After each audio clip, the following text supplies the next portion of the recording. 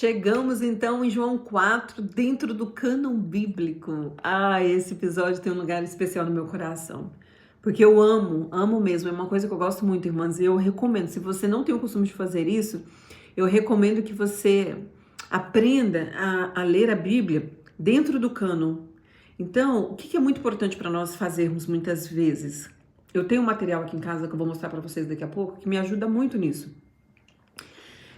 Mas em toda a Bíblia também tem. Sabe quando nós percebemos dentro do texto algumas marcações, fazendo ligações com outros textos da Bíblia? Essas ligações são muito importantes. Quando você estiver fazendo estudo, não pule essa etapa. Perceba mesmo como aquele texto, de alguma forma, dialoga com outros textos.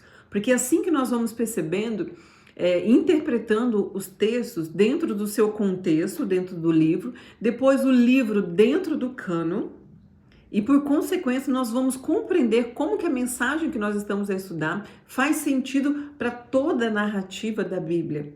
Às vezes nós interpretamos um texto de forma isolada e isso compromete o entendimento nosso. Nós ficamos com um entendimento fragmentado, né?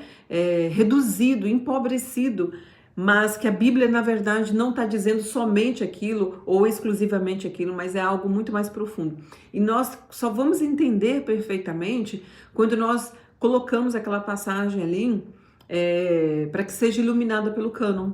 E aí, toda a Bíblia, ela vai explicar, de alguma forma, aquela passagem, entende? Então, isso é muito importante para nós.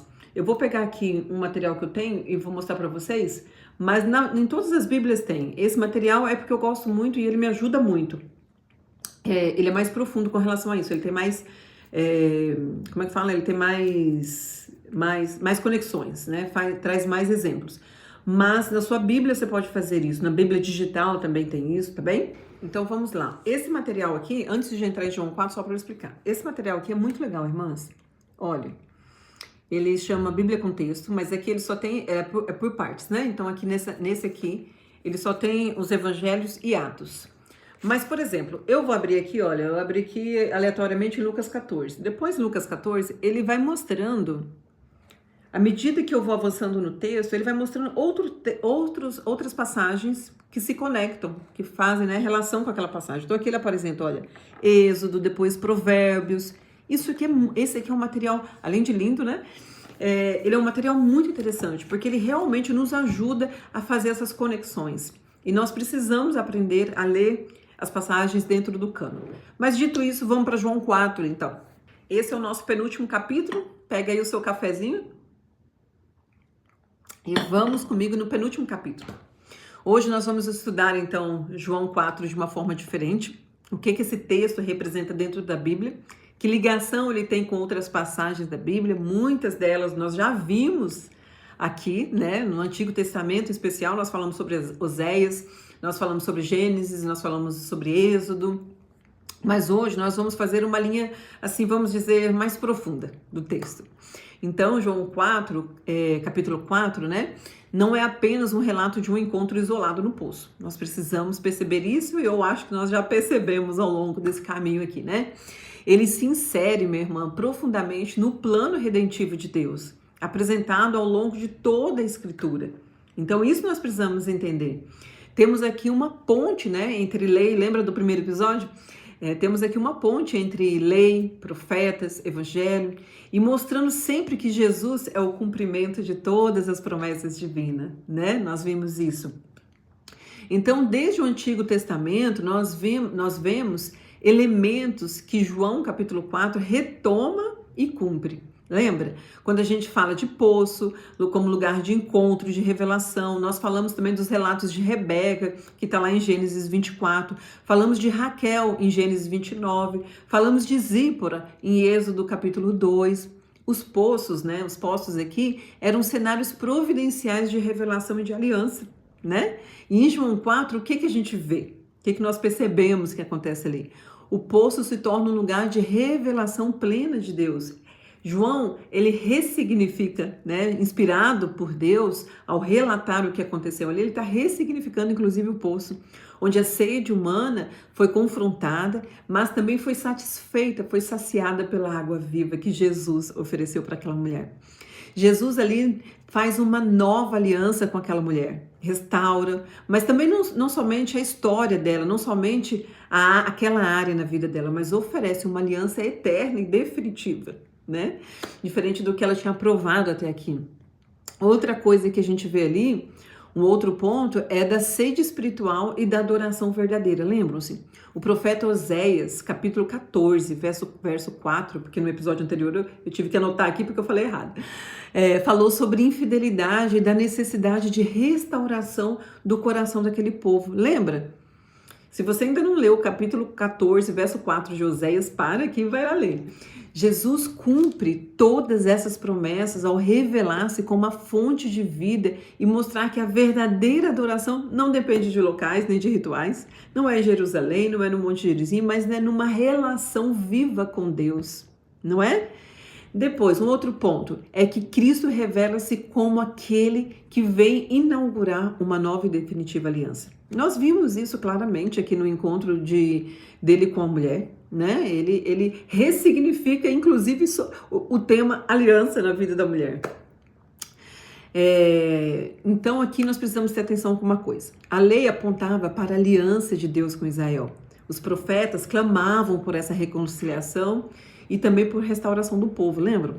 Depois aqui em João 4, Jesus inaugura a nova e definitiva aliança, revelando que ele é o Salvador, não apenas de Israel, mas do mundo inteiro. Lembra do verso 42? Que eles declararam: Jesus é o Salvador do mundo. No Novo Testamento, minhas irmãs, outros textos confirmam e expandem essa ideia que acontece aqui em João 4. Aqui nós precisamos entender, né, que o primeiro ponto é que a mulher samaritana se torna uma evangelista. Esse é um ponto que nós precisamos dar destaque. A mulher samaritana tornou-se uma evangelista, antecipando o padrão missionário que nós vimos depois onde? Atos capítulo 1, verso 8. Lembra dessa passagem? Se você não lembra, dá uma pausa aqui e vai lá ler. Onde a salvação se estende ali até os confins da terra. E Samaria entra aqui. Depois, um outro ponto é que o reconhecimento de Jesus, né, como Salvador do mundo. Lembra que nós terminamos o nosso estudo, o último episódio, aliás, falando sobre esse versículo que nós acabamos de citar aqui também? Então, os evangelhos e em textos apostólicos, né, proclamavam Jesus como o único mediador, fonte de vida para toda a humanidade.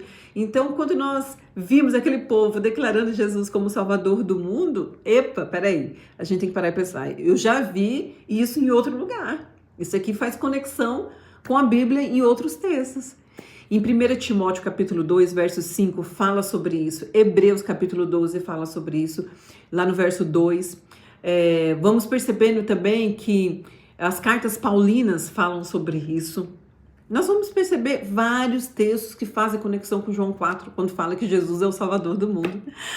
Bom, um outro ponto aqui também importante é sobre a água viva e a adoração em espírito e em verdade. Lembra que nós encontramos a afirmação aqui? Nós vimos também sobre isso onde, minha irmã? Nas cartas de Paulo. Mas também vimos lá em Apocalipse capítulo 22. Se você ainda não leu, dá uma pausa aqui e vai lá ler. Mostrando que o que começou, né, com o encontro no poço é uma realidade contínua e universal. Não é um ponto isolado, não é um fio solto na Bíblia. Muito pelo contrário. É uma progressão dentro da Bíblia, é uma revelação progressiva, mas é algo que acontece recorrente, né? Muitas coisas que nós vimos aqui em João 4, nós temos a confirmação em outras passagens da Bíblia. Estou apertando aqui que o meu celular está querendo desligar. Então, minha irmã, este episódio aqui, ele nos desafia a ler João 4 dentro dessa totalidade das Escrituras.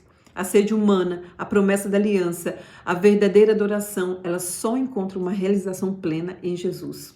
O poço, a conversa, a água, o testemunho da mulher tornam-se símbolos vivos aqui da obra redentiva que atravessa todo o cânon bíblico, mostrando então que a história da salvação culmina em Cristo, que é a fonte de água viva. Nós terminamos aqui esse episódio. Glória a Deus por isso. Irmãs, muitos episódios, quase todos, eu termino assim, sabe? Orando ao Senhor e agradecendo a Deus por Ele ter nos encontrado um dia, né? Por Ele ter nos salvado, por Ele ter enviado o seu Filho, Jesus por ter se entregue por nós. Gente, quando a gente pensa que a gente estava a caminho para o inferno e Jesus nos salvou, meu Deus, isso tem que ressignificar nossa vida. Isso tem que mudar nossa mente, isso tem que mudar nossa ação, sabe? E aí nós entendemos, então, perfeitamente por que aquela mulher sai para evangelizar e falar de Jesus e traz, então, aquele povo. Nós começamos a entender porque depois que nós nos damos conta do que Jesus fez na nossa vida, a gente não consegue mais ficar como a gente estava antes, não é? Parece que abre nos nossos olhos mesmo. Mas olha, que Deus abençoe você, que o Espírito Santo continue iluminando o nosso entendimento e até o próximo.